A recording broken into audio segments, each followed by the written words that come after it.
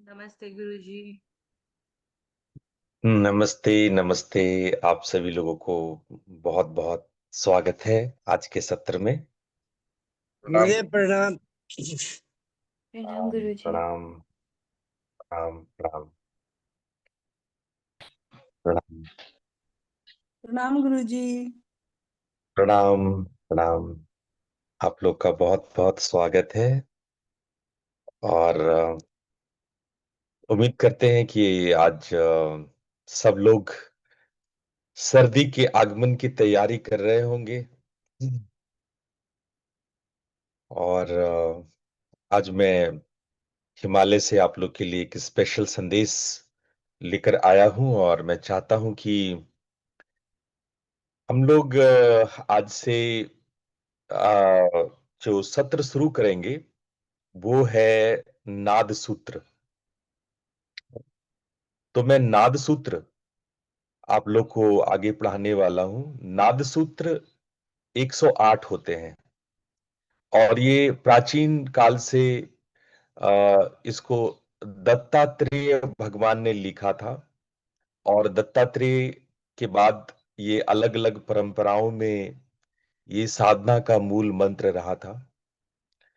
और मैं कोशिश करूंगा कि हर संडे मैं 11-11 सूत्रों को लूं, ताकि मैं 10 सेशन में इस पूरे बुक को, नाद सूत्र को पूरा कर दूं। तो नाद सूत्र जो हमारी परंपरा ने संरक्षित किया है, हमारी परंपरा मतलब श्री कुल माहेश्वरी परंपरा, उसके द्वारा संरक्षित जो नाद सूत्र है वो हम आप लोग के सामने प्रस्तुत करेंगे और उसको एक्सप्लेन करेंगे। इससे क्या फायदा होगा? इससे पहला फायदा, जो हमारे दीक्षित नामदानी लोग हैं उनको एक रेफरेंस मिलेगा। उनको और क्लियर और विस्तार से समझ में आएगा कि उनको कैसे क्या क्या करना है। जो दीक्षित नामदानी नहीं है उनको भी साधना का एक मार्ग मिलेगा। नाद योग के बारे में बहुत सारी जानकारियां मिलेंगी। जीवन में उसको कैसे लाना है। दीक्षा नहीं भी मिला है तो भी हम नाद योग का कैसे सदुपयोग कर सकते हैं, अपने कोई प्रैक्टिस कर सकते हैं अपने लाइफ में, उसको हम कैसे ला सकते हैं। ये सारी बातें भी मैं आपको बताऊंगा, चाहे आप दीक्षित हो या ना हो, मैं साधना कराऊंगा। और इस बहुत सारे टेक्निक्स बताऊंगा कि कैसे आप केवल कान का इस्तेमाल करके, केवल श्रवण इंद्रिय से आप जो है वो मोक्ष तक की यात्रा कर सकते हैं। तो ये सारी बातें, और नाद योग आज की डेट में बहुत सारे हीलिंग, जैसे आपने bio neuro bio neural sounds के बारे में सुना कि लोग कई तरह के वाइब्रेशंस और कई तरह के साउंड से आजकल हीलिंग करते हैं। इसको साउंड हीलिंग कहा जाता है। ये सब विषय भी मैं लूंगा, आप लोग को बताऊंगा, समझाऊंगा। तो चलिए शुरू करते हैं आज के सत्र को। सब लोग स्थिर होकर के बैठ जाइए।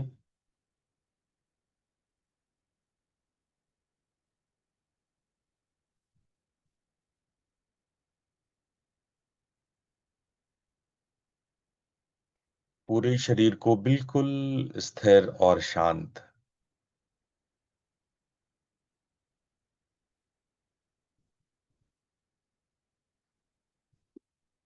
पूरे शरीर को बिल्कुल स्थिर और शांत। अब आसपास होने वाली आवाज के प्रति सजग बने। जो भी आवाज आपको सुनाई पड़ रही है, आसपास होने वाली आवाज के प्रति सजग बनिए।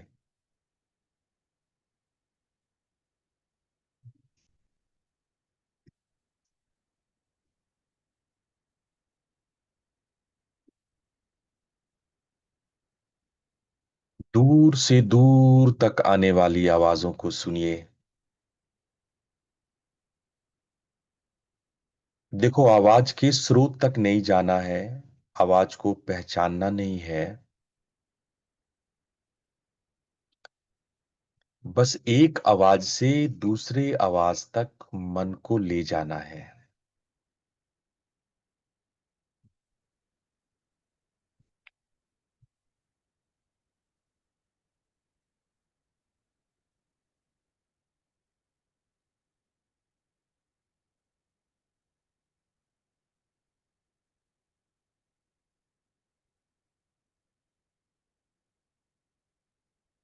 हर मिनट में आप एक आवाज को छोड़ करके दूसरी आवाज को पकड़िए।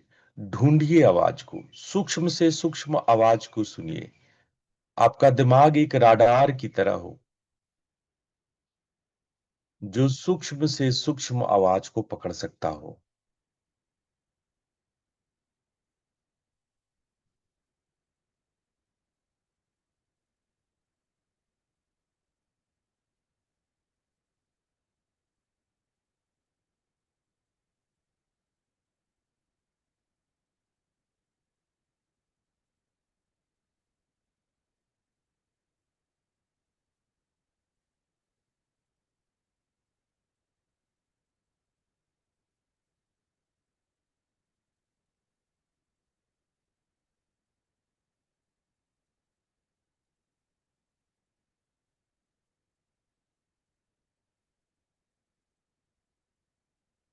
लगातार नाद में मन को रमाइए।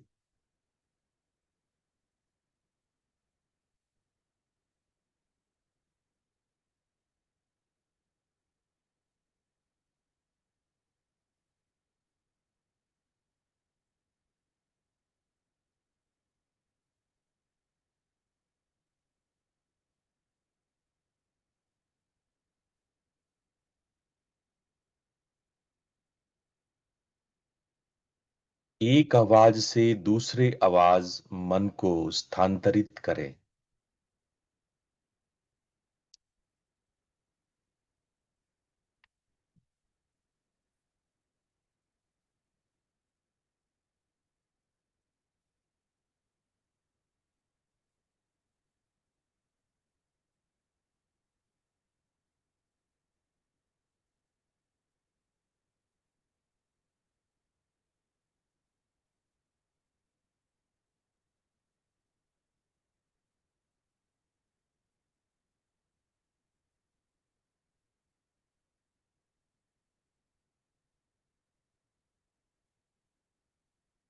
धीरे से अब आप चिदाकाश में उतरें और ठीक सर के बीचों बीच आ जाएं। अगर आपका सिर एक गेंद है, एक खोखला गेंद है, तो आप उसके मध्य में आ जाइए, एकदम बीच में।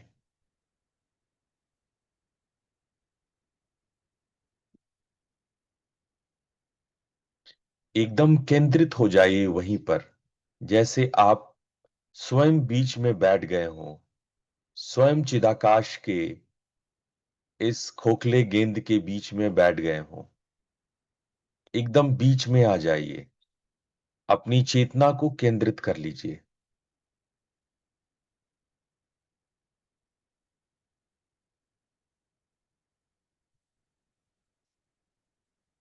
अब यहां से चारों ओर देखिए।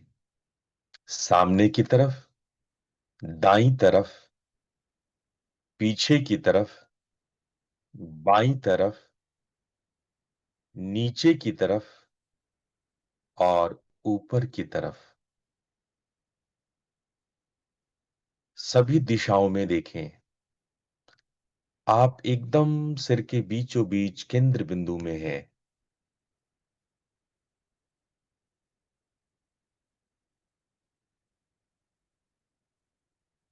ठीक सामने, केंद्र से आप ठीक सामने की तरफ दूर एक जगह पे मन को एकाग्र कीजिए। सर के अंदर बैठे हुए आप चेतना सामने किसी एक बिंदु पर मन को एकाग्र कर लीजिए।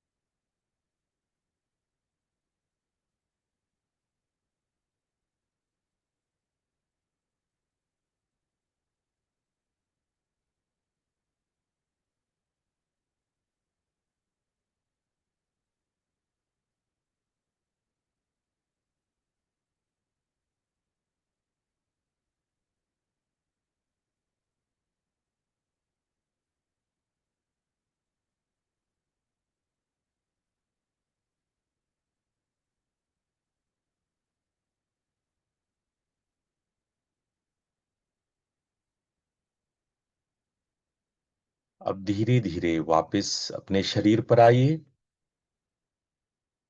Back to your body. अपने शरीर पर वापस आइए।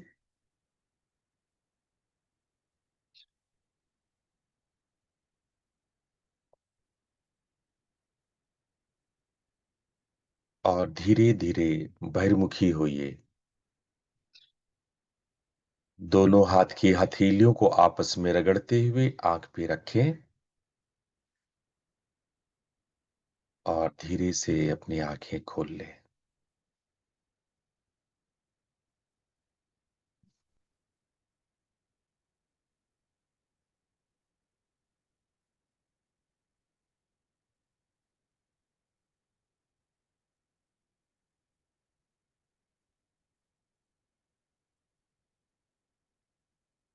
तो आप लोग के सामने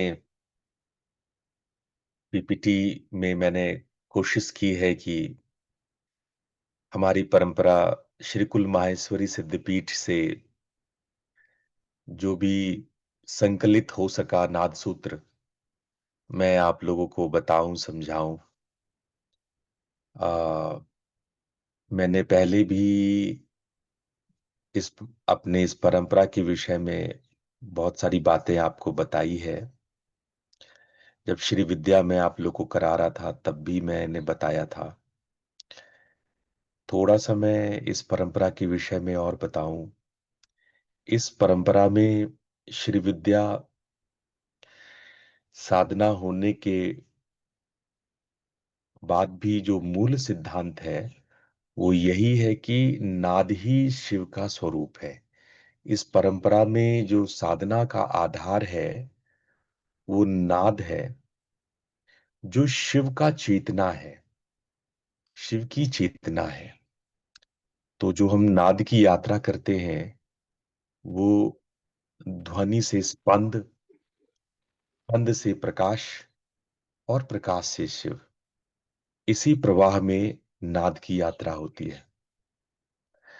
हमारी परंपरा में श्रीकुल माहेश्वरी सिद्धपीठ में नाद का अर्थ या भजन का अर्थ कुछ गाना या कहना नहीं है, सुनना है। सुनने के लिए स्वयं को भुलाना पड़ता है। आप बोलते वक्त कुछ कुछ सोच सकते हैं, लेकिन अगर ध्यान से सुन रहे हैं तो आपको सोचना छोड़ना पड़ता है। वास्तव में श्रवण एक ऐसी शक्ति है, सुनना एक ऐसी शक्ति है, जब आप सुनते हैं तो वहां आपका जो बाहरी अस्तित्व है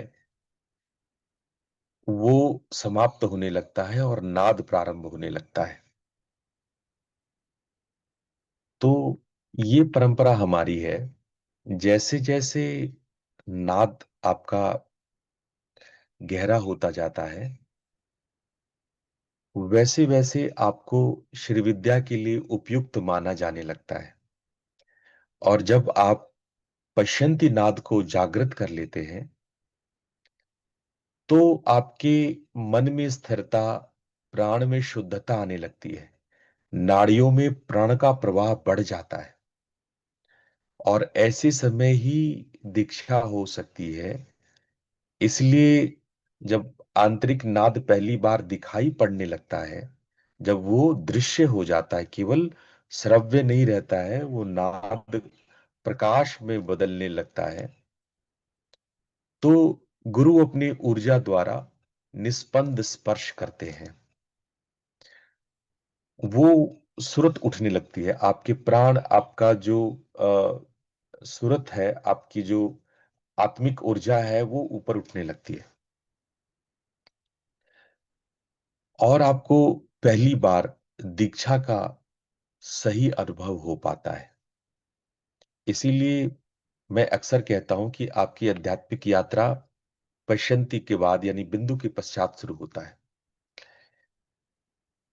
ये जरूर है कि हम श्री विद्या की भी उपासना कराते हैं, पर श्री विद्या यहाँ पर कोई श्री यंत्र जो बाहर आप खरीदते हैं वो नहीं है। यहाँ श्री चक्र श्रीयंत्र शरीर में ही है, शरीर के भीतर ही है, शरीर ही श्रीयंत्र है। जब ब्रह्मांड का मॉडल श्रीयंत्र है और उसके अंश यानी उस सागर का बूंद हम लोग हैं, तो हमारे अंदर भी मॉलिक्यूलर स्ट्रक्चर उसी ब्रह्मांड का है। तो हम फिर और किसी नमूने की, किसी और खिलौने की पूजा क्यों करेंगे, जब हम स्वयं ब्रह्मांड के उस अंश हैं।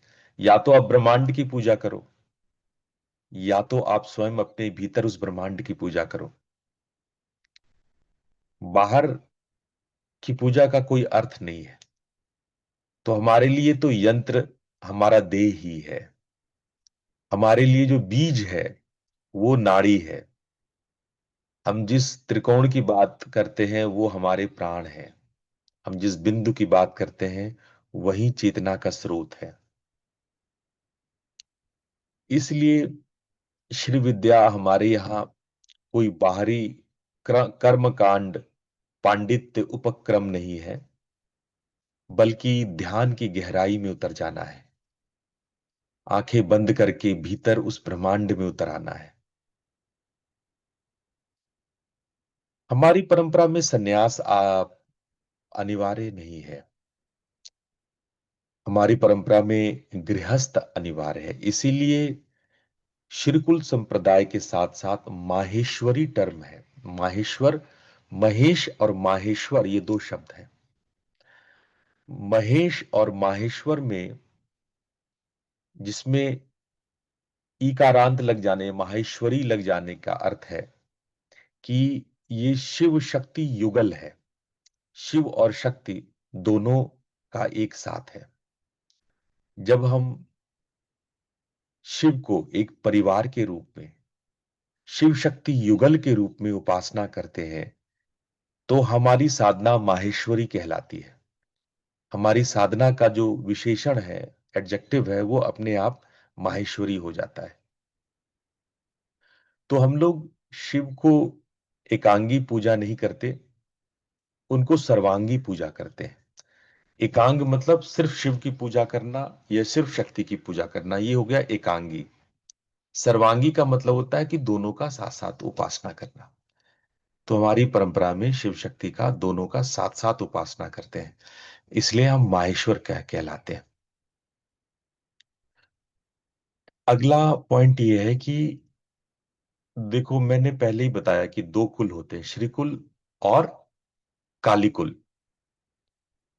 ठीक है, जिसको कौल भी कहते हैं कालीकुल को, और श्रीकुल को हम लोग समय भी कहते हैं। लेकिन कालांतर में हमारा श्रीकुल कालीकुल की साधनाओं को भी अपनाया, और हमारे कुल ने एक नए प्रकार के मिश्र कुल को जन्म दिया। नाम हमारा श्रीकुल माहेश्वरी ही है, लेकिन हमारे यहाँ काली कुल की साधनाएं भी होती हैं। जहां श्रीकुल की साधनाएं सौम्य, मंगल में शक्ति है, वहीं काली कुल में उग्र, त्वरित सिद्धि की साधनाएं हैं। लेकिन हमारे यहाँ इनका संतुलन है, इन दोनों का, न पीड़ा न अति उत्तेजना। जो हमारा लक्ष्य है वो आंतरिक अग्नि का उद्भव है, न कि कोई उन्माद है।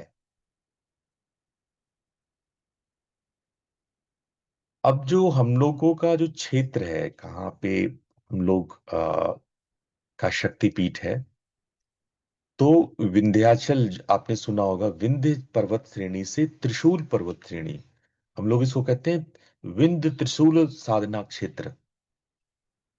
ये हमारा मूल शक्तिपीठ है। यहां से हमारे कुल परंपराओं के सारे गुरु, 100 से भी ज्यादा गुरु यहीं पर हुए, अपने सिद्धपीठ की स्थापना की। ये सिद्धपीठ कुछ ऐसा अद्भुत है कि इसमें बहुत कम लोग ही जा पाते हैं। ये समझिए कि यहां कुछ ऐसी गोपनीय शक्ति धारा प्रवाहित होती है जो सृष्टि, संहार, तिरोधान, ये सारे को अपने अंदर समाये हुए होती है। आप इस साधना क्षेत्र में जाएंगे तो आपको अपने आप वहां आवाजें, आपको साउंड सुनाई पड़ने लगेंगे। एक गंभीर, स्थिर और अविरल नाद सुनाई पड़ने लगेगा। इस पीठ में जाते ही आपको महसूस होगा कि आपका मन तुरंत स्थिर हो गया। प्राण जो है वो दोनों, जो आपका स्वर है, बैलेंस हो गया, सुषुम्ना में आ गया। और नाद की झंकार आपको दाईं तरफ से तेज सुनाई पड़ने लगेगी। तो इस प्रकार की जो नाद का अनुभव है, इन पीठों में गूंजता रहता है। देखो, हमारी परंपरा ना तो कोई सामूहिक प्रदर्शन है, ना तो कोई गुरुडम है, ना तो कोई हम बहुत ज्यादा शोर शराबा करना पसंद करते हैं। हम चुपचाप, धीरे धीरे, आराम से काम करने वाले लोग हैं। अगर 20-25 ही लोग हैं, कोई दिक्कत नहीं है। हमें नहीं चाहिए हजारों की भीड़, हमें नहीं चाहिए कोई सांसारिक मुकाम। हम श्रीकुल माहेश्वरी चुपचाप, धीरे से और स्टेज के पीछे पार्श्व में इस काम करना पसंद करते हैं। हम कभी भी स्वयं को प्रकट संत नहीं कहते, हम हमेशा अपने आप को गुप्त संत कहते हैं। हमारे गुरुओं ने स्वयं को गुप्त संत कहा, कभी प्रकट होकर के चमत्कार नहीं किए, भीड़ इकट्ठे नहीं किए। जो मूल, जो वास्तव में मोक्ष को पाना चाहते हैं, जिनके अंदर में वास्तव में मोक्षत्व है, जो वास्तव में दुखों से दूर होना चाहते हैं, समस्त दुखों से दूर होना चाहते हैं, उन्हीं लोगों के लिए हमारी परंपरा है। हमारी परंपरा उन लोगों के लिए नहीं है जो केवल दिखावे के लिए आ गए हों, जिनको बस ऐसे ही शौकिया कुछ मेडिटेशन करना है। नहीं, हम गंभीर हैं और हम चाहते हैं कि हमारे साधक भी उस गंभीरता को समझें। तो हमारे 107 गुरु हुए। वर्तमान में मैं इस परंपरा का पीठस्थ हूं और मैं कोशिश कर रहा हूं कि हमारी साधना और हमारा पीठ रितान्वेषी के रूप में सामने आए। इसलिए मैंने अपने जो भी मिशन है उसका नाम रितान्वेषी लग रखा। रितान्वेषी का अर्थ है रित की खोज। रित क्या है? रित है ब्रह्मांड का संचालन किस प्रकार से होता है। ये पूरा जो कॉस्मोस है, देखो, हम कॉस्मोस की बात करते हैं, ब्रह्मांड की बात करते हैं। यहां हम कोई भी रिलीजियस देवी देवताओं की बात नहीं करते। तो ब्रह्मांड, हमारे जो उपासना का केंद्र है, ब्रह्मांड है। अंतरिक्ष से संपर्क करना नाद है। तो हम कोशिश करते हैं कि ये जो ब्रह्मांड जिस नियम से संचालित हो रहा है, ब्रह्मांड, ये प्रकृति जिस तरीके से, जिस रूल्स को फॉलो करते हैं, उसको रित कहा जाता है। उन्हीं रित को ढूंढना रितान्वेषी कहलाता है। तो हमने अपने मिशन का नाम रितान्वेषी रखा और इस रितान्वेषी से हम उस सत्य को ढूंढते हैं जिससे ये पूरा ब्रह्मांड संचालित होता है। और साधना के क्रम में यही नादो उपासना है, नाद की साधना है। आइए अब हम प्रथम सूत्र में प्रवेश करते हैं। हम्म, सब लोग मेरे बाद 2 बार दोहराएंगे। मैं एक बार बोलूंगा, आप लोग को 2 बार रिपीट करना है। नादः ब्रह्म स्वरूपः।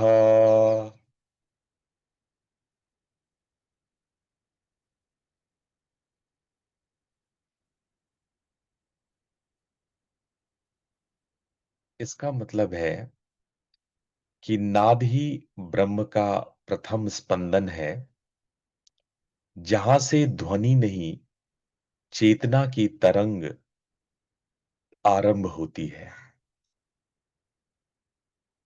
जब हम सृष्टि की बात करते हैं तो सृष्टि ऐसा कोई मैकेनिकल एटॉमिक स्ट्रक्चर नहीं है जो नॉन लिविंग इलेक्ट्रॉन से फैला है। जब सृष्टि और सृष्टि का विस्तार होता है तो सर्वप्रथम यदि कोई चीज विस्तृत होती है तो वो है चेतना की तरंग। चेतना की तरंग। ऐसा मत सोचो कि इलेक्ट्रॉन क्लाउड एक्सप्लोडेड हो गया, बिग बैंग हुआ और सृष्टि बन गया। इससे पहले की भी घटना अब साइंस बातें करता है कि इलेक्ट्रॉन क्लाउड बना, कैसे बना, कहां बना। धीरे धीरे क्वांटम में जब साइंस उतरने लगा है तो बहुत बातें अब समझ में आने लगी है। उसी क्रम में हमारे पीठस्थ गुरु कहते हैं कि चेतना की तरंगे सबसे पहले सृष्टि को आरंभ करती है। वो ब्रह्म का प्रथम स्पंदन है। ब्रह्म जब अपने आप को एक्टिव करते हैं, जब वो अपने आप को डायनेमिक करते हैं, जब वो अपने आप को मूव करते हैं, तो जो स्पंदन क्रिएट होता है वही नाद है। इसको थोड़ा सा और हम डेप्थ में समझने की कोशिश करते हैं। देखो, प्राचीन ऋषियों ने बाहर की दुनिया से अधिक भीतर की दुनिया को ढूंढा। उन्होंने प्रकृति की लय, ऋतु चक्र, नदियों के प्रवाह, आकाश की ध्वनि, इन सब में से एक सामंजस्य देखा। उनका प्रश्न था कि यह ब्रह्मांड किससे बना है, इसकी नींव क्या है, इसका मूल स्वर क्या है। और उत्तर मिला, संसार का आधार ऋत है। ऋत मतलब ब्रह्मांडीय नियम, सत्य, यूनिवर्सल रिदम। और उसी से ऋत का अनुभव, और उस ऋत का अनुभव हुआ नाद के माध्यम से। तो ऋषि ध्यान में बैठते और भीतर उठने वाली अनाहत नाद की, अनाहत ध्वनियों को सुनते। वो ध्वनि शब्द रहित थी, फिर भी स्पष्ट थी। कोई हिंदी संस्कृत का लैंग्वेज नहीं था, फिर भी मीनिंगफुल था। वह ध्वनि किसी टकराव से उत्पन्न नहीं होती थी, बल्कि स्वयं में गूंजती थी, वाइब्रेट करती थी। यही अनाहत नाद था। ऋषियों ने जाना कि वही नाद ब्रह्मांड को धारण कर रही है। ऋग्वेद में कहा गया, ऋचो अक्षरे परमे व्योमन यस्मिन देवा अधि विश्वे निषेदुहु। इसका मतलब है सभी ऋचाएं उस परम आकाशीय नाद से उत्पन्न है। देखो, वेद को श्रुति कहते हैं। पता है श्रुति क्यों कहते हैं? क्योंकि वो सुना गया है। वेद को किसी ने देखा नहीं, किसी ने उसकी कल्पना नहीं की। ऐसा नहीं कि वेद को कुछ विद्वानों ने बैठ करके चर्चा करके कुछ गहन महन और बैठ के लिखा होगा। जैसे बाइबल लिखा गया या और कोई दूसरे ग्रंथ लिखे गए, सब लोग बैठ करके चर्चा करके अच्छे से अच्छे फोरम्स लिखे, बार बार उसमें सुधार हुआ। बाइबल को 500 से ज्यादा बार चेंज किया गया है। जब से बाइबल लिखी गई और आज उपलब्ध है, इसको 500 से ज्यादा बार चेंज किया गया है। और आपको पता है, वेद में एक अक्षर चेंज नहीं किया गया है, जबकि बाइबल से हजारों साल पहले लिखी गई है। उसमें एक अक्षर नहीं बदला गया, जो है वो आज भी पढ़ा जाता है। उसमें त्रुटि निकालना, गलती निकालना असंभव है। वो अब भी उतना ही महत्वपूर्ण था और आज भी उतना ही महत्वपूर्ण है। उस समय भी समसामयिक था, आज भी समसामयिक है, क्योंकि वो यूनिवर्सल है, क्योंकि वो प्रकृति की आवाज है, वो श्रुति है। उसको हम इंसानों ने बैठ के नहीं बनाया, वो अपरुषेय है, उसको सुना गया है, इसलिए उसको कहा जाता है श्रुति। वो नाद है। वेद क्या है? नाद है। वेद का अर्थ होता है जानना, ज्ञान, ज्ञान का होना। ज्ञान कैसे होता है? नाद से होता है। जब आप ब्रह्मांड को कैसे जान पाओगे? नाद से जान पाओगे। ब्रह्मांड के नियम ऋत को कैसे जानोगे? नाद से जानोगे। तो नाद ही ज्ञान को उत्पन्न करता है, नाद ही ऋतम भरा है। नाद से ही ज्ञान की उत्पत्ति होती है। तो सभी, ऋग्वेद कहता है सभी ऋचाएं उस परम आकाशीय नाद से उत्पन्न है। वो जो आकाशीय नाद है, जो ब्रह्मांडीय नाद है, जितने ऋचाएं इन ऋषियों ने सुने, जिसको ये श्रुति कहते हैं, ये वास्तव में नाद ही है। यानी ऋषियों के लिए वेद मंत्र कोई भी लिखित ग्रंथ नहीं थे, बल्कि भीतर के नाद से प्रस्फुटित हुए सत्य स्पंदन थे। ऋषियों ने अनुभव किया कि जब वो नाद में लीन होते हैं, तब उनके भीतर और बाहर का विभाजन मिट जाता है। वहां केवल एक लय, एक ताल, एक ऋतु रह जाती है, और यही ऋत है। इसी ऋत को पाने वाले ऋषियों को ऋषि कहा गया। ये ऋ शब्द जो है, ऋ शब्द का अर्थ है ऋ, ऋत, ऋक, ऋक से ऋग्वेद बना। ऋ शब्द क्या है? ऋ है ब्रह्मांड, कॉस्मिक ऑर्डर, यूनिवर्सल हार्मनी। ऋषि शब्द की उत्पत्ति भी ऋत से हुई है, क्योंकि वो केवल सुनते थे। देखो, री, जो संस्कृत में री शब्द है ना, री का अर्थ होता है जानना, ज्ञान होना, ठीक है। और शी शब्द, जो ऋषि का शी शब्द होता है, शी शब्द का होता है ग्रहण करना, जिसे शिष्य भी बना है। शिष्य शब्द भी इसी से बना है, ग्रहण करना।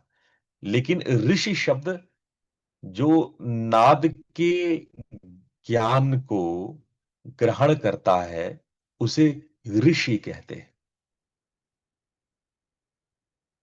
ठीक है। इसको आप वैदिक संस्कृत में या वैदिक व्याकरण में आप इसको देख सकते हो, रेफरेंस ले सकते हो। तो पहले ऋषियों ने क्या किया होगा प्रकृति के? अब जैसे मैंने अभी आप लोग को मेडिटेशन कराया, 10 मिनट का ही कराया। आपको क्या कराया मैंने? आसपास की आवाजों को सुनो, बोला ना मैंने।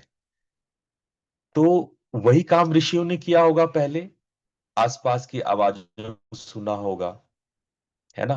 पवन की, हवा की आवाज, नदियों की आवाज, पक्षियों के स्वर सुने होंगे, आकाश में मेघों का गर्जन सुना होगा, नदियों की कलकलाहट सुनी होगी, चिड़ियों की चहचहाहट सुनी होगी, आसपास का कलरव सुना होगा। तो ये जब उन्होंने सुना होगा, तो उन्होंने पाया होगा कि ये सभी ध्वनियां किसी ब्रह्मांडीय संगीत की ओर संकेत कर रही है। कोई कोई ब्रह्मांडीय कॉस्मिक म्यूजिक है, जो इन सब के बीच में एक तालमेल पैदा कर रहा है ना। तो आंतरिक नाद क्या है?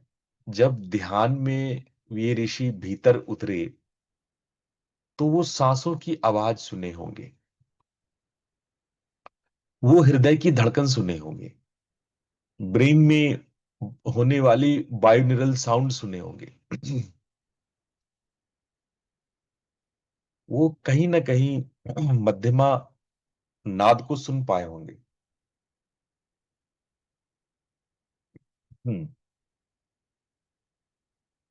और जब इन्हीं बाहर के साउंड से, जिसको हम बैखरी साउंड्स कहते हैं, बैखरी ध्वनिया, बैखरी नाद, उससे धीरे धीरे धीरे हट करके भीतर मध्यमा नाद में उतरना। तो इसके लिए तो किसी दीक्षा की जरूरत नहीं है। ये तो आपको मैं रोज हर संडे को कराऊंगा। आप पहले बाहर की आवाज सुनो और फिर धीरे धीरे धीरे भीतर की आवाज, आंतरिक नाद को सुनो। और जब आप सुनने लगोगे तब मैं आपको नाद योग में दीक्षित कर दूंगा। नाद योग में दीक्षित होगे, अनाहत की धुनिया सुनने लगोगे, मेहनत करोगे, आप मध्यमा नाद को सुनते सुनते पश्चंती नाद में प्रवेश कर जाओगे। और जब पश्चंती नाद में प्रवेश करोगे तब मैं आपको श्री विद्या की दीक्षा दूंगा। और जब आपको गुरु कृपा से श्री विद्या की दीक्षा मिल जाएगी तब आप धीरे धीरे रित को प्राप्त हो जाओगे और धीरे धीरे आपको समाधियां लगनी शुरू हो जाएगी। इसी को रितम भरा तत्र प्रज्ञा, रितम भरा वहां की प्रज्ञा है, ऐसा कहा गया है। तो ऋषियों ने कहा श्रुति, जिसको सुना गया, वेद मंत्र किसी ने रचा नहीं, वे भीतर उठने वाले नाद को सुन करके प्रकट हुए। उन्होंने देखा कि ब्रह्मांड के हर तत्व में वही नाद लय है। चंद्रमा का जो काल चक्र है, जो 4 से 6 ऋतुओं का परिवर्तन है, जो अग्नि की ज्वाला है, जो श्वास की गति है, यही ऋतु लय है, यही ऋत है। और इसी के भीतर नाद है। नाद ही वो सेतु है जिससे साधक व्यक्तिगत मन से ब्रह्मांडीय मन तक पहुंचता है।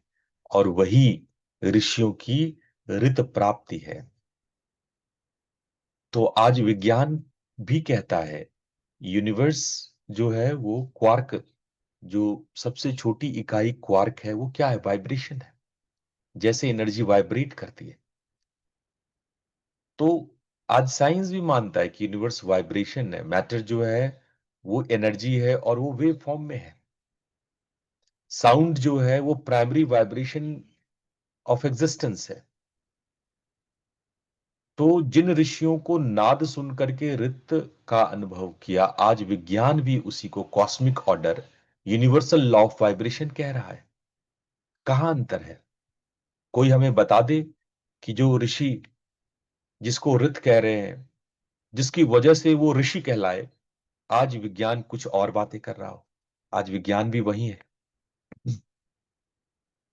तो ऋषियों की रित की प्राप्ति केवल दार्शनिक अवधारणा नहीं थी, उनका प्रत्यक्ष अनुभव था जो नाद साधना से मिला।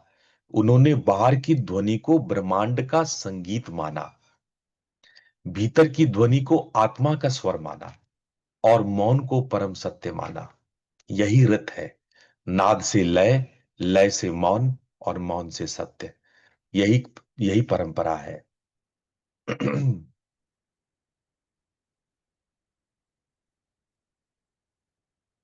अब कल्पना करें, प्रातः काल का समय है, गहन वन में एक तपस्वी ऋषि ध्यानस्थ बैठे हैं।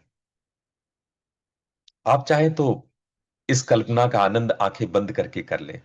आप सभी लोग आंखें बंद करें, बस 2 मिनट के लिए कल्पना करें। प्रातः काल का समय है, सूर्योदय हो रहा है, लालिमा छाई है। एक गहन वन में एक तपस्वी ऋषि ध्यानस्थ बैठे हैं। नदियों का कलकल प्रवाह, पक्षियों का मधुर स्वर और वायु की मंद गति, सब मिलकर एक अदृश्य संगीत को रच रहे हैं। अनसुना अनकहा सा संगीत। ऋषि अपनी दृष्टि भीतर कर लेते हैं, अपने मन को अपने भीतर उतार लेते हैं। श्वास की गति मंद होती है, वो श्वास को सुनने लगते हैं। ऋषि के श्वासों में हंसो की आवाज होती है। जब श्वास लेते हैं तो हंग, और जब श्वास छोड़ते हैं तो सो, हंसों की ध्वनि होती है। धीरे धीरे ये हंस मंत्र उनकी चेतना को शांत कर देता है। कुछ समय बाद बाहरी ध्वनियां लुप्त होने लगती है। अब भीतर केवल नाद सुनाई देता है। कभी वीणा की झनकार, कभी शंख की गूंज, कभी मृदंग की ताल। ऋषि स्थिर होते हैं। नाद क्रमशः सूक्ष्म होता जाता है और अंत में केवल एक अनाहत ध्वनि शेष रह जाती है, जैसे ही हृदय की गहराई से उठती हुई सतगूंज।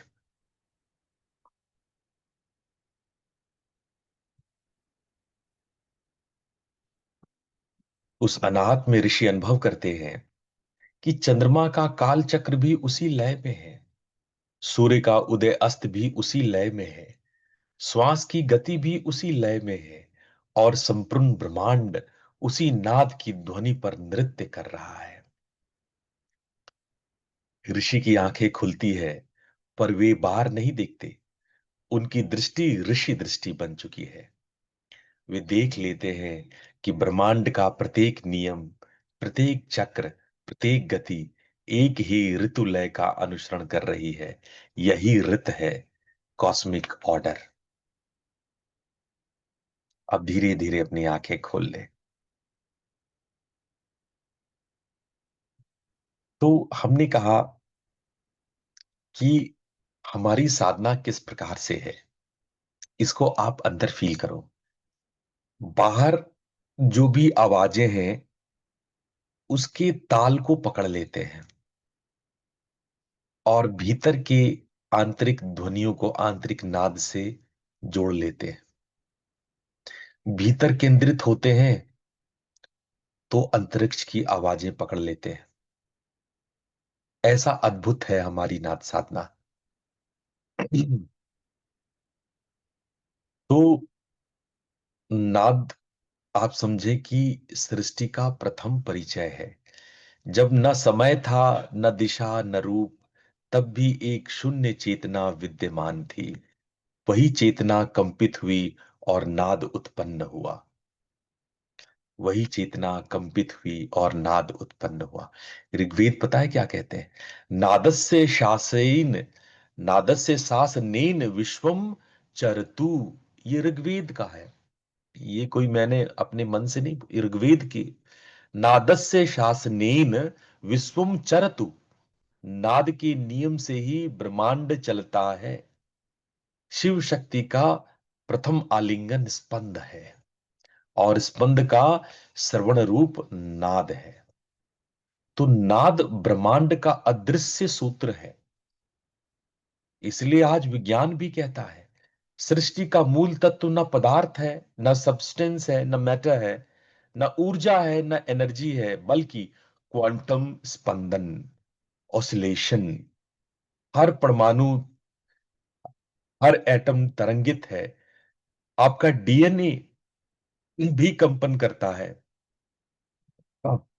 ग्रह पिंड ध्वनियां उत्सर्जित करती है। कॉस्मिक बैकग्राउंड रेडिएशन अनंत नाद की स्मृति है। पता है नासा ने सूर्य को क्या कहा है? Acoustic resonator. एकॉस्टिक रेजोनेटर क्या होता है? यानी ब्रह्मांड का एक नाद स्तोत्र, स्रोत। यानी कि हम वाइब्रेशंस की संतान है। सीधे सीधे शब्दों में अगर हम कहें तो हम कुछ और नहीं, वाइब्रेशंस ही है। वाइब्रेशंस में उत्पन्न होते हैं और वाइब्रेशंस में विलीन हो जाते हैं। हम एक कॉम्प्लेक्स, एक जटिल वाइब्रेशन का ही स्वरूप है।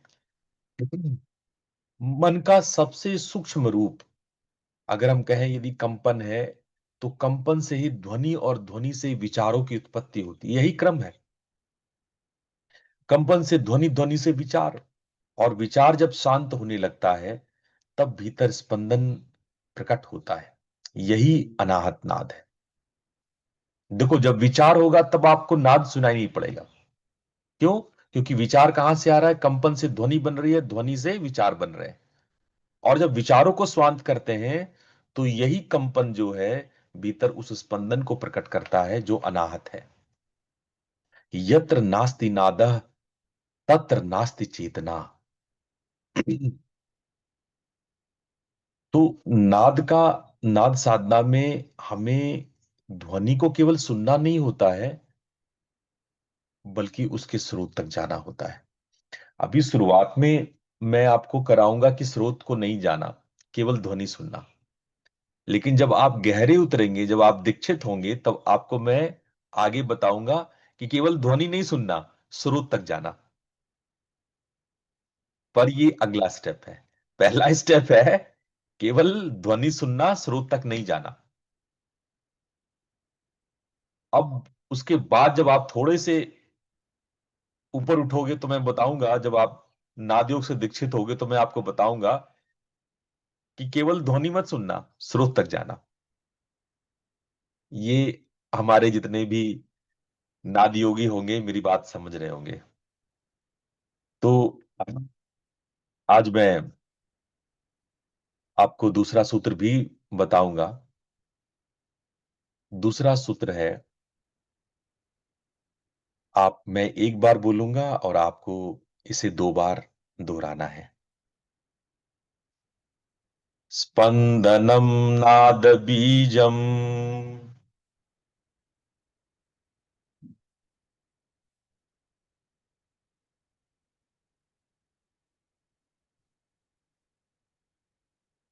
समस्त अस्तित्व का बीज एक सूक्ष्म स्पंदन है जो अनादि ब्रह्म से स्वयमेव प्रकट होता है।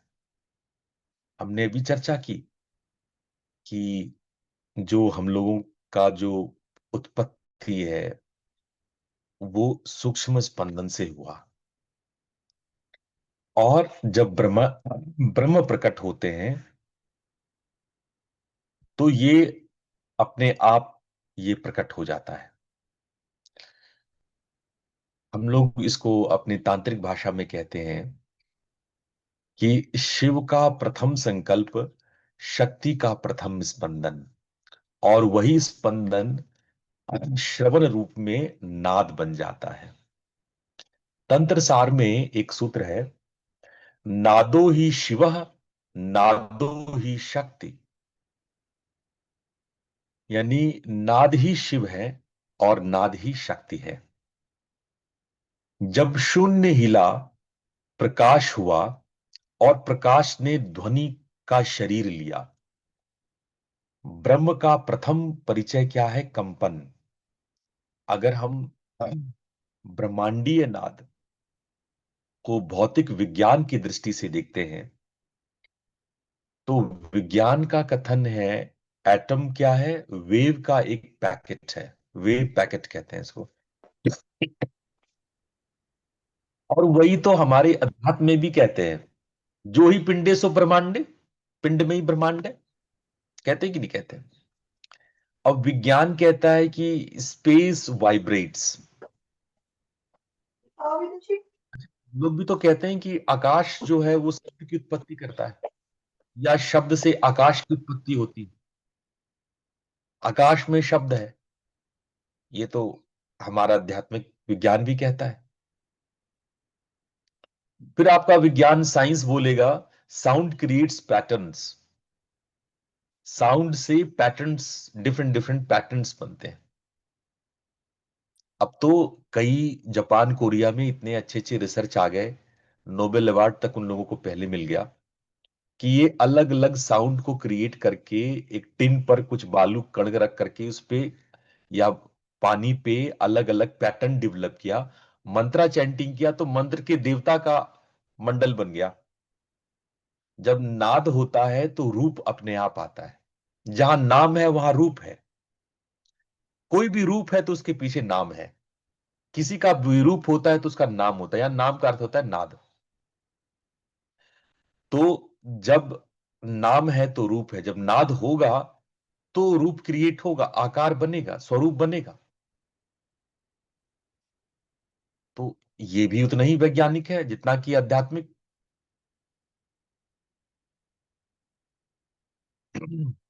उसके बाद अब बायो न्यूरल फील्ड के जितने भी वैज्ञानिक हैं, जो ब्रेन साइंटिस्ट हैं, वो पिछले 15-20 सालों से एक बड़े शोध को पाए हैं, ब्रेन एंट्रेंस टू साउंड। अब इस पर किताबें लिखी जा रही है। हमारे ब्रेन बायोलॉजिस्ट ने ढूंढ लिया कि नाद मन का स्वामी है। नाद ही हमारे ब्रेन के जो वाइब्रेशन है वही तय करता है कि आप क्या सोचें, कैसे सोचें, कितना सोचें, किसके लिए सोचें और क्या सोचें। अब जब नाद मन का स्वामी है, तो आप जब नाद को पकड़ोगे तो मन कंट्रोल होगा कि नहीं होगा, बताओ। एकदम सीधी सीधी बात है कि नहीं? इसमें कोई मुश्किल तर्क नहीं है, एकदम सीधी सी बात है। बहुत सारे जो साइंस के फील्ड है, जैसे साइमेटिक्स, आप इसको देखना, साइमेटिक्स को आप इसको गूगल करना, आपको इतना मजेदार मजेदार इंफॉर्मेशन मिलेगा कि आपका दिल खुश हो जाएगा। तो एक ध्वनि तरंग क्या क्या आकृति या मंडल पैदा करता है।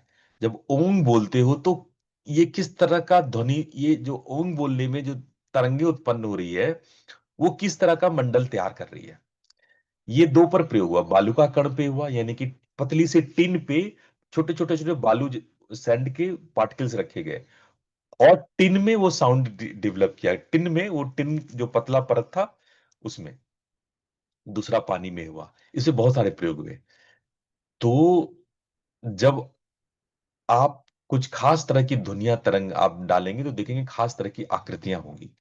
ल- जब कॉस्मिक साउंड्स में लोगों ने कमल की आकृति देखी, अब आप सोचो, क्यों हम लोग लक्ष्मी जी को कमल पे बैठा रहे हैं, सारी देवी देवताओं को कमल पे बैठा रहे हैं, कमल को हमारा राष्ट्रीय चिन्ह बना दिया गया, इतना इतना कुछ कमल को लेकर के, ये सारी देवी देवताओं को कमल, ये क्या है कमल?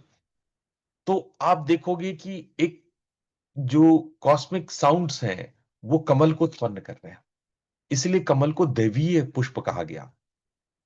और अगर हम देखेंगे कि श्री चक्र जो भी हम लोगों ने चर्चा किया था पिछले महीने, उसमें सारा यंत्र का जो त्रिकोण, षटकोण, जो उसमें चतुर्भुज था, जो उसमें वृत्त था, वो सब नाद की प्रतिमा थी, नाद की ज्योमिति थी।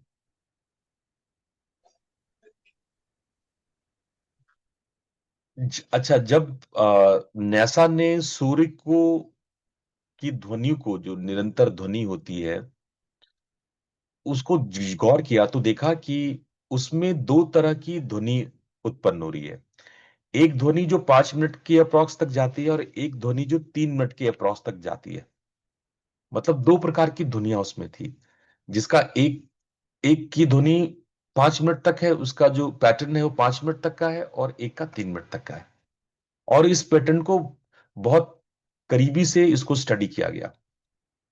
देखो, विज्ञान विज्ञान भी कहता है universe is not silent, it sings. मतलब अंतरिक्ष शांत नहीं है, वो गा रहा है। अंतरिक्ष एक संगीत है, अंतरिक्ष एक संगीत है।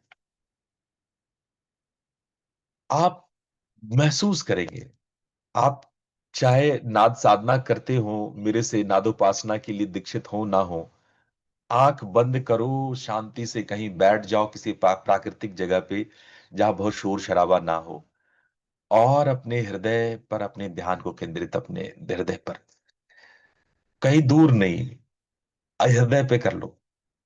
आपको अभी और यहीं आपको महसूस हो जाएगा कि एक गुंजन हो रहा है, एक आत्मिक गुंजन हो रहा है। परमात्मा आपसे दूर नहीं है, वो अभी और यहीं है।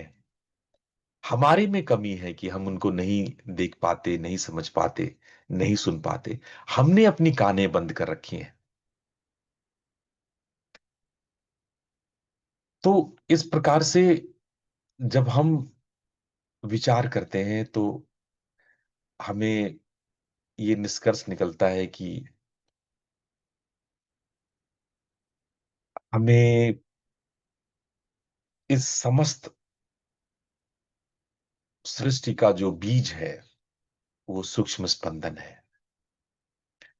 आइए चलते चलते हम लोग आज एक और, सोचा तो था कि मैं 10-11 सूत्र करूंगा, पर नाद ऐसा विषय है कि मैं भाव में बह जाता हूं। तो नाद में फटाफट चलना बहुत मुश्किल है। मैं धीरे धीरे ही पढ़ा पाऊंगा। उम्मीद करते हैं कि आपको ये नाद सूत्र पसंद आ रहा होगा। चलिए तीसरा करते हैं। मेरे पीछे 2 बार दोहराएंगे। ब्रह्मण प्रथमः शब्दः नादः।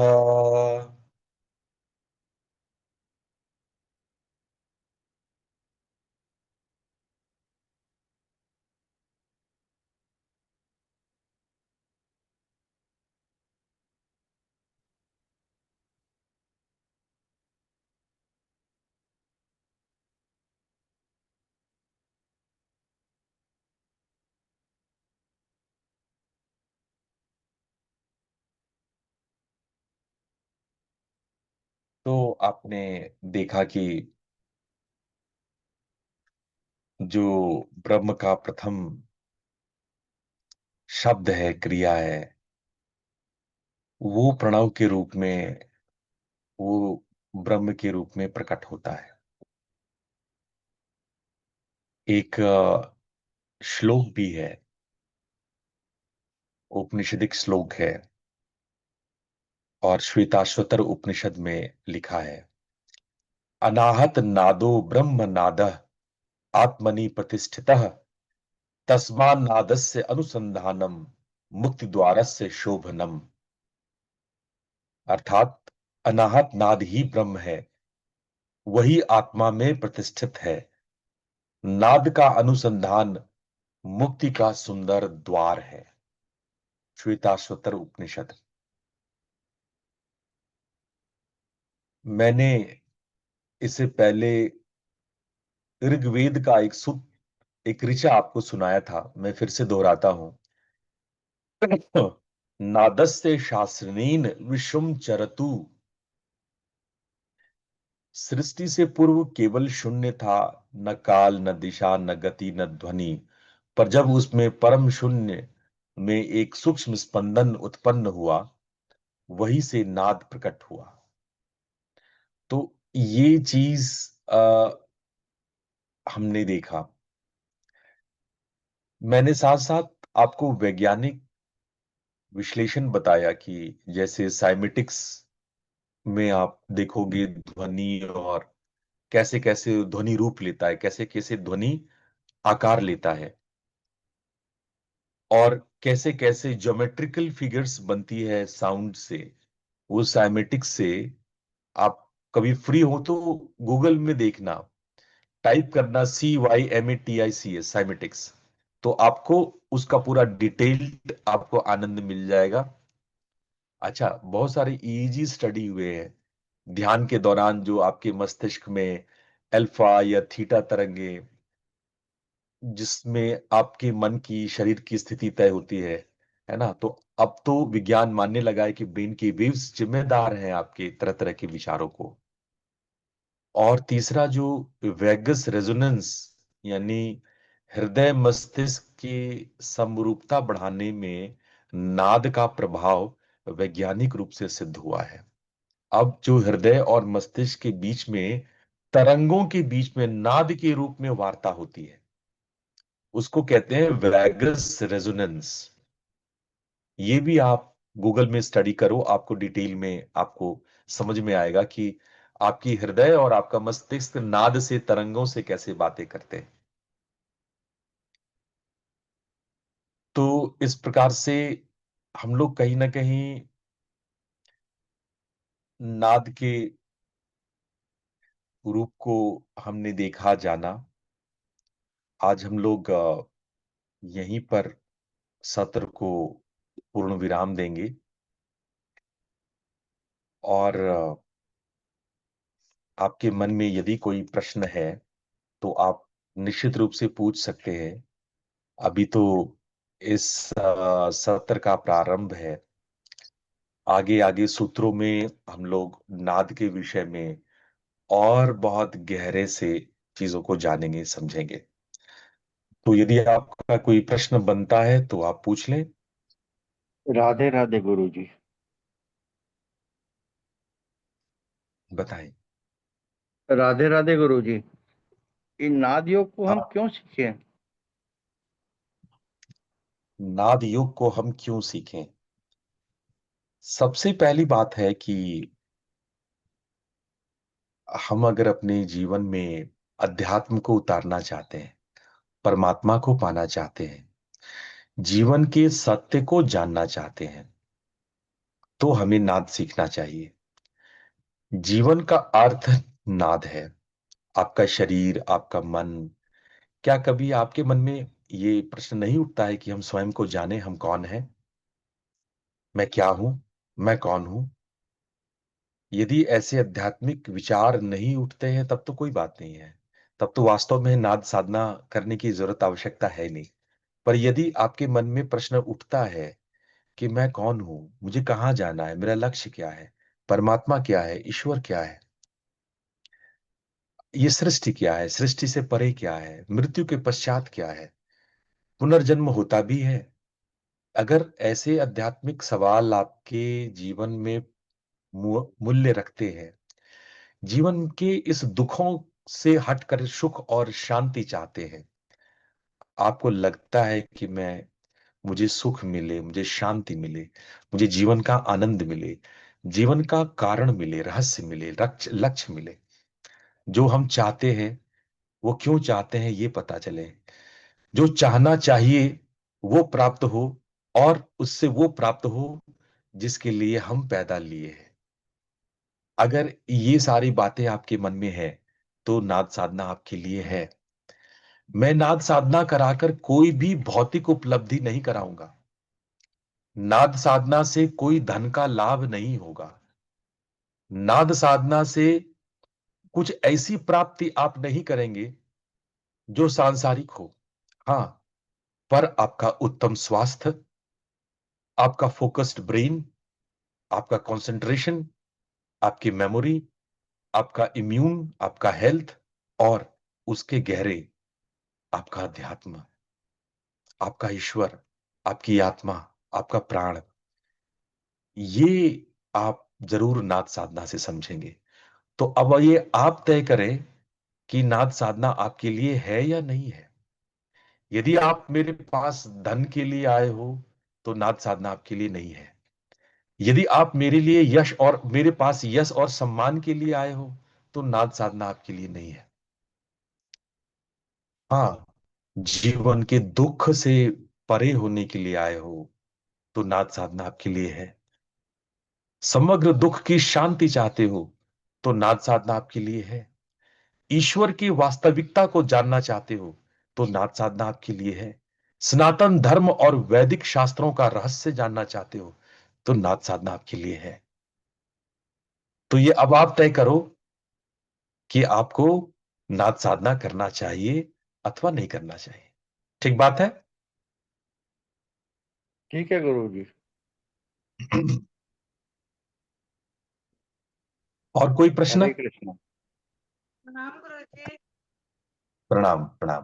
प्रणाम गुरु जी, मैं ये पूछना चाह रही हूँ, कहते हैं हम कहते हैं नाद मन का स्वामी है, नाद ही शिव का स्वरूप है, नाद ही ब्रह्म है, तो नाद तो बहुत सब कुछ नाद ही है। बिल्कुल। इसीलिए जब मैं इसके रहस्य के पर्दों को पेज बाय पेज उसको मैं क्लीन करूंगा, हटाऊंगा, और रहस्य के पर्दे जब मैं खोलता जाऊंगा तो आप कहोगे अरे अभी तक मैंने क्यों नहीं जाना, मुझे तो ये पहले से पता था, मैं तो ये तो मुझे मालूम था। वास्तव में मैं कोई ऐसी नए रहस्य का उद्घाटन नहीं करूंगा, बल्कि आपकी याददाश्त को एक बार मैं झकझोरूंगा कि याद करो, आप ही तो नाद हो। आप नाद से अतिरिक्त कुछ थोड़ी ना हो। आप बस अपने आप को भूले बैठे हो। आपको बस याद नहीं है कि आप ही नाद हो। मैं बस याद दिलाऊंगा, मैं कुछ नई बात नहीं करूंगा, मैं रिवील करूंगा, कुछ प्रोजेक्ट नहीं करूंगा। ठीक है, कुछ प्रक्षेपित नहीं करूंगा। बस जो आप हो, बस मैं आपको याद दिलाऊंगा।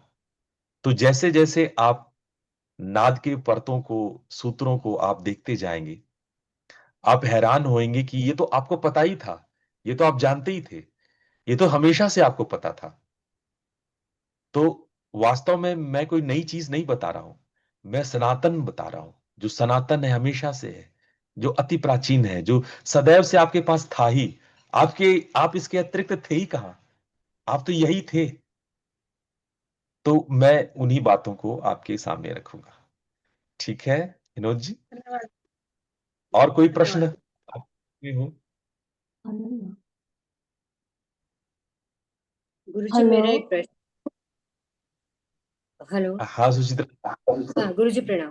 गुरुजी मेरा एक प्रश्न कि जब हम नाद साधना में बैठते हैं तो जैसे आपने कहा पहले हृदय की धड़कन सुनाई देती है या अंदर का कुछ जैसे शरीर की हलचल को सुनाई देती है, लेकिन फिर कभी कभी जैसे सोहम का भी वो तार जुड़ जाता है और फिर या जो जो मंत्र जाप करते हैं वो भी लगता है जैसे सुनाई देने लग जाता है। तो ये प्रक्रिया ठीक है?